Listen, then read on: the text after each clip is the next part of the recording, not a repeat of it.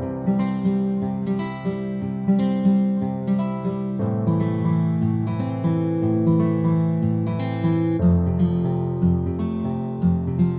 हूं डॉक्टर के वशिष्ठ और आज हम बात करते हैं गैस्ट्रेशनल डायबिटीज मेलाइटिस के बारे में, जिसको हिंदी में हम गर्भकालीन मधुमेह भी कहते हैं।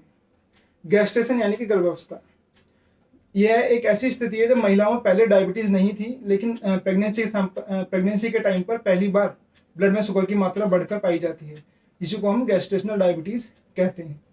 ऐसा क्यों होता है? गैस्ट्रेशनल डायबिटीज होने का मुख्य कारण होता है इंसुलिन का रेजिस्टेंस होना। जो 20 हफ्ते की जब प्रेगनेंसी हो जाती है तब इंसुलिन रेजिस्टेंस प्रेग्नेंट फीमेल में होने की संभावना बढ़ जाती है। ऐसा क्यों होता है? इसके दो मेन फैक्टर होते हैं। पहला होता है कि फीमेल्स में जो फैट है उसकी मात्रा बढ़ जाती है। दूसरा मेन फैक्टर होता है आपका इंसुलिन का डिसेंसिटाइज हो जाना। ऐसा क्यों होता है? ये होता है प्लेसेंटा की वजह से। प्लेसेंटा यूट्रस में यानी कि बच्चेदानी में एक पार्ट है जो प्रेगनेंसी के दौरान डेवलप होता है। प्लेसेंटा का काम होता है ऑक्सीजन और न्यूट्रिशंस को बच्चे तक पहुंचाना और बच्चे से वेस्ट को रिमूव करना।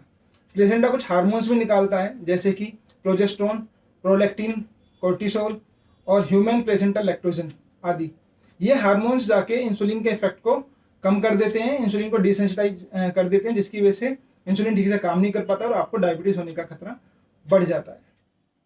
अब हम बात करते हैं कब हमें गैस्ट्रेशनल डायबिटीज के लिए ब्लड टेस्ट कराना चाहिए।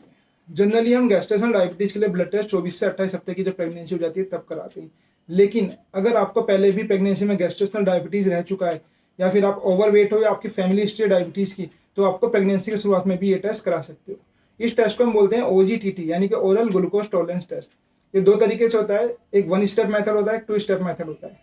1 स्टेप मेथड में जब पेशेंट आपके पास विजिट पर आता है, प्रीनेटल विजिट पर आता है, तो तब हम आपको पेशेंट को 75 ग्राम ग्लूकोज पिलाकर उसके 2 घंटे बाद ब्लड शुगर चेक करते हैं। अगर वो 140 मिलीग्राम पर डेसीलीटर से ज्यादा जाता है तो आपको डायबिटीज होने का रिस्क होता है।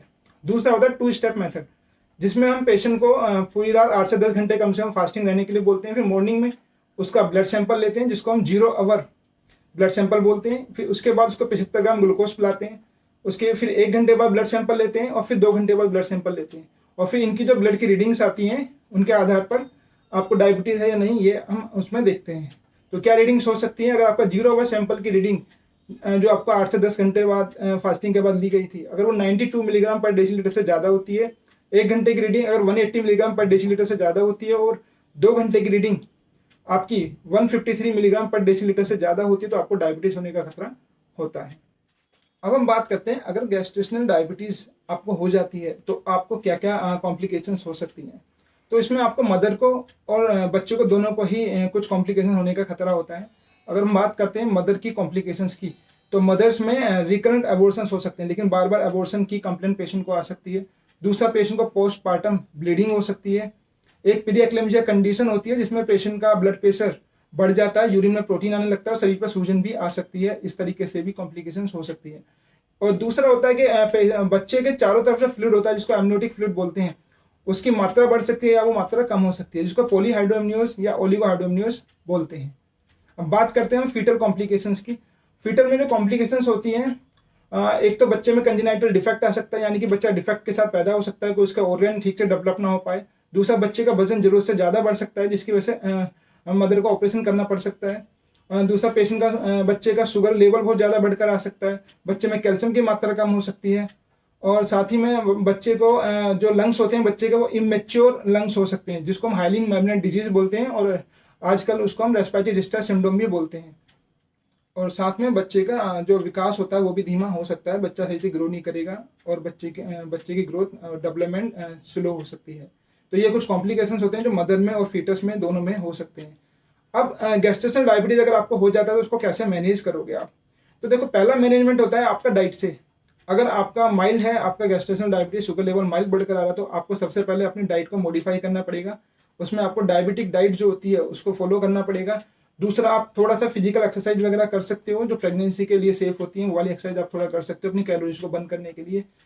तीसरा होता है इसमें, अगर आपका तब भी आपका शुगर लेवल नॉर्मल रेंज में नहीं होता है तो तब आपको थोड़ा सा इंसुलिन या और भी जो मेडिसिन है उनकी सहायता थोड़ा सा आप ले सकते हो। ये था आपका गैस्ट्रेशनल डायबिटीज कि कैसे होता है, कैसे कैसे आप इसको टेस्ट करा सकते हो, क्या कॉम्प्लिकेशंस होते हैं और कैसे इसको मैनेज कर सकते हो। अगर आपको कोई भी क्वेरीज है, आपको कोई क्वेश्चंस है गैस्ट्रेशनल डायबिटीज को लेकर, आप नीचे कमेंट बॉक्स में डाल सकते हो। मैं ऐसे ही आपके लिए और भी जो है नॉलेजफुल जो आपकी वीडियोस हैं लाता रहूँगा। आप हमारे चैनल को लाइक, सब्सक्राइब और फॉलो कीजिए। और मैं और भी हेल्थ से रिलेटेड इशूज़ या आपको भी किसी के बारे में, किसी हेल्थ से रिलेटेड इशूज़ के बारे में जानकारी लेनी है या कोई वीडियोज ऐसी चाहिए आपको जिसको आपको जानना है, तो आप कमेंट बॉक्स में उस डिजीज़ का नाम लिख सकते हैं। मैं आपको ये उसके ये वीडियो लेकर आऊँगा।